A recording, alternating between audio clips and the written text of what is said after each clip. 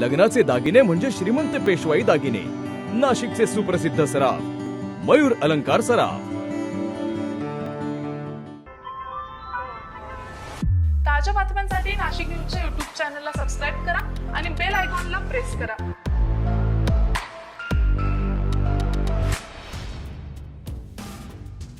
पालकमंत्री पदाच्या स्पर्धेत भाजपनं बाजी मारत नाशिकची जबाबदारी गिरीश महाजन यांच्याकडे देण्यात यश मिळवलं आहे। मात्र शिंदे सेनेच्या नाराजीनंतर 24 तासात नाशिकच्या पालकमंत्री पदाला स्थगिती देण्यात आली। असं असलं तरी नाशिकमध्ये येत्या रविवारी म्हणजेच प्रजासत्ताक दिनी गिरीश महाजन यांच्या हस्तेच ध्वजारोहण करण्यात येणार आहे। शासनानं या संदर्भात स्वतंत्र आदेश जारी केलेले आहेत। नाशिकच्या पालकमंत्री पदासाठी गिरीश महाजन यांच्याबरोबरच माजी पालकमंत्री आणि सध्याचे शालेय शिक्षण मंत्री दादा भुसे तसेच राष्ट्रवादी अजित पवार गटाचे नेते आणि राज्याचे कृषी मंत्री ॲडव्होकेट माणिकराव कोकाटे यांच्या स्पर्धा आहे। यात गिरीश महाजन यांनी बाजी मारली आणि ॲडव्होकेट कोकाटे यांना नंदुरबार जिल्ह्याचं पालकमंत्री पद देण्यात आलेलं असलं तरी दादा भुसे यांना मात्र कोणत्याही जिल्ह्याचं पालकमंत्री पद देण्यात आलेलं नव्हतं। त्यामुळे आश्चर्य व्यक्त करण्यात येत आहे।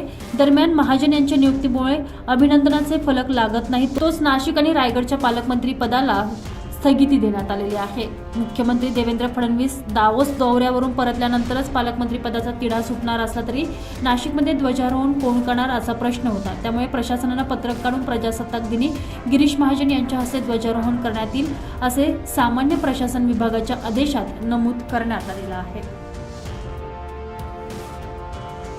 संजय परमार, नाशिक न्यूज, नाशिक।